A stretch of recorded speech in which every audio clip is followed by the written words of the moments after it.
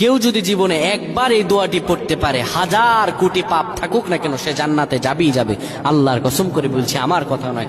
রাসূলুল্লাহ সাল্লাল্লাহু আলাইহি ওয়াসাল্লাম বলেছেন, কেউ যদি জীবনে হাজারো পাপ থাকুক, গুনাহ করুক, একদম জর্জরিত হয়ে যায়, জীবনে যদি এই একটি মাত্র কালিমা পড়তে পারে তাহলে সে জান্নাতে যাবে।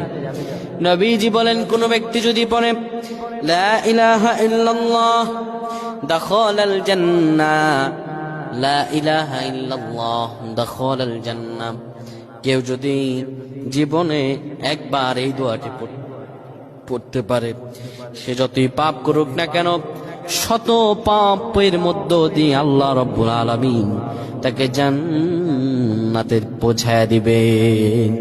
আল্লাহ যেন আমাদের প্রত্যেক কবুল করুন। আমরা পড়ছি আল্লাহুম্মা আমিন। কেউ যদি জীবনে একবার এই দোয়াটি পড়তে পারে, হাজার কোটি পাপ থাকুক না কেন সে জান্নাতে যাবেই যাবে। আল্লাহর কসম করে বলছি, আমার কথা নয়।